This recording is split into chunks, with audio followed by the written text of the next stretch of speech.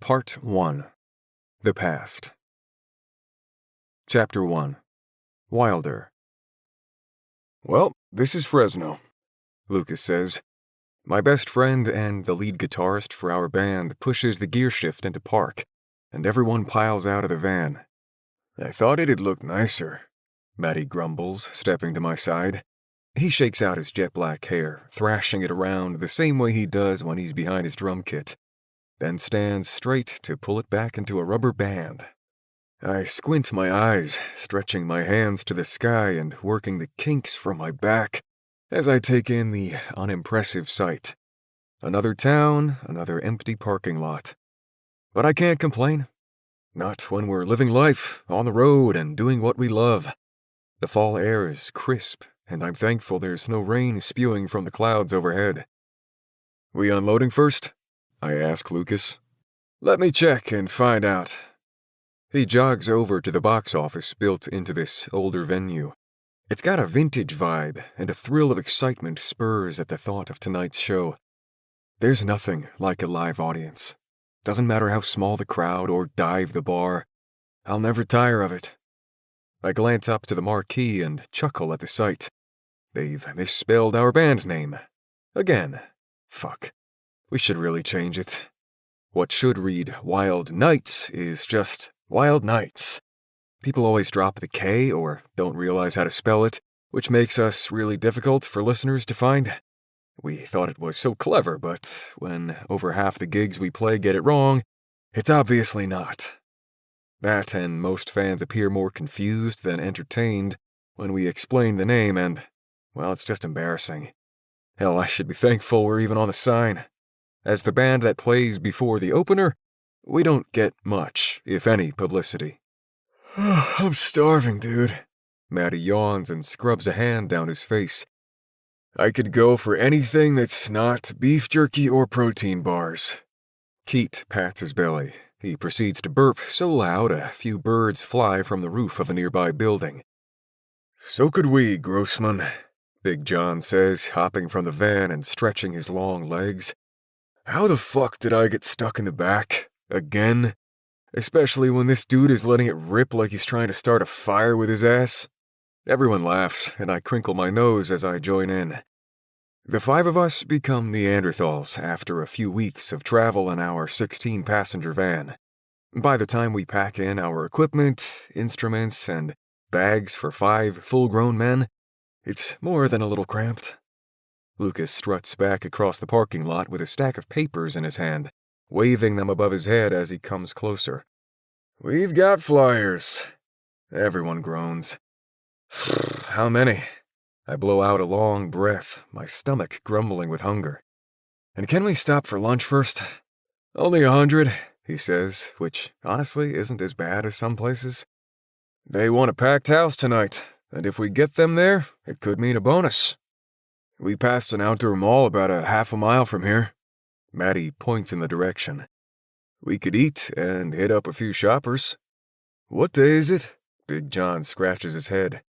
"Saturday," Matty says. "Yeah, this will be good." Keat nods. "What about the equipment?" "They said we can unload now." Lucas hikes a thumb over his shoulder.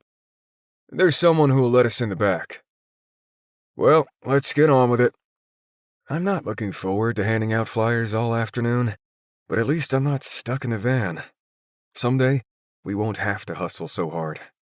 But until then, at least my bandmates are some of the coolest dudes I know. "Let's split up."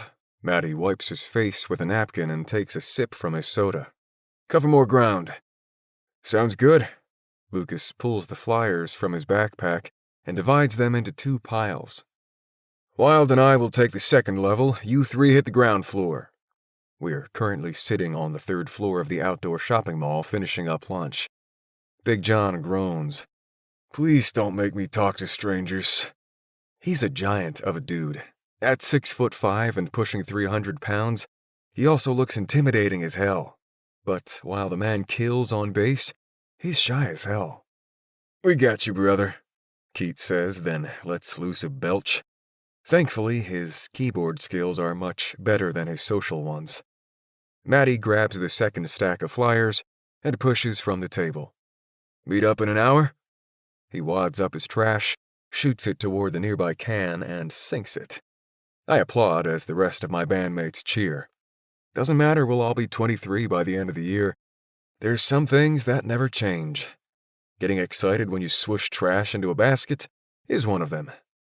Of course, Keat and Big John turned it into a contest, stealing the remaining trash on the table to try to replicate Maddie's luck. Lucas stands and catches my gaze. Let's go find some music fans. I follow him away from our friends and down a flight of stairs. The place is pretty crowded, and I feel good about tonight's show. Lucas and I will talk to anyone, and our charisma is usually good for a few ticket sales. You look like you have good taste in music. I stop and point to a woman walking with her friends before they pass by. Her brows lift in surprise, and she glances at her girls, making the universal, "Save me from the stranger," eyes. Not interested, one of her friends yells. She doesn't slow her steps or give us a second glance. Sorry.